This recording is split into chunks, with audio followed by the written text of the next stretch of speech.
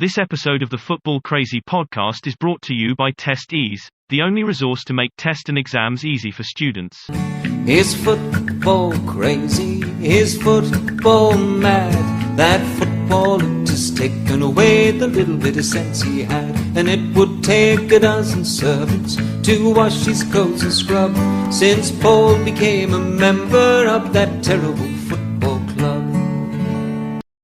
Hello folks, and welcome to another episode of the Football Crazy podcast. I am as always your host Jeffrey Gibson, and on today's episode I will be previewing the EFL League One game between Sunderland and Charlton Athletic, and I am going to give you a Premier League update. But before all that, I want to say something. I want this podcast to become more inclusive to you, the listeners, and that is why I am asking for any football related questions you have, and we will try our very best to answer them for you. So if you have any football related questions, please leave them in the comments section below, and we will feature as many as we possibly can on our next episode. Now it's time for our Premier League update.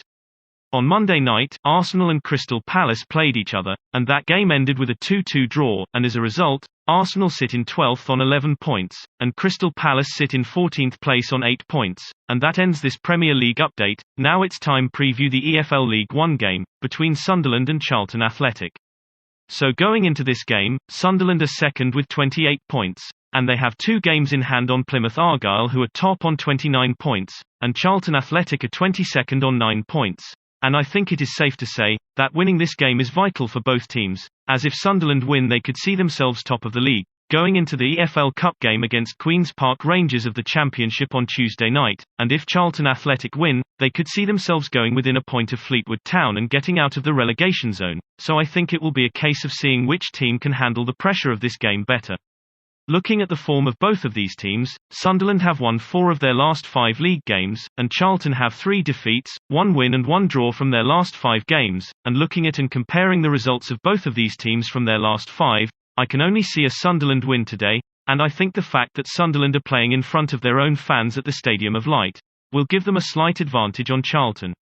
When it comes to predicting the final result of this game, I think Sunderland will get a 2 or 3-0 win, but with that being said, I think Sunderland need to be careful, because Charlton on the day can cause serious problems to any team they face, so I am not writing them off by any means.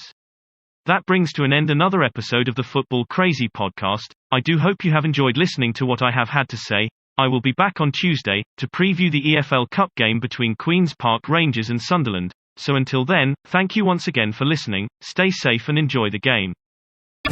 Is football crazy? Is football mad? That football had just taken away the little bit of sense he had. And it would take a dozen servants to wash his clothes and scrub, since Paul became a member of that terrible football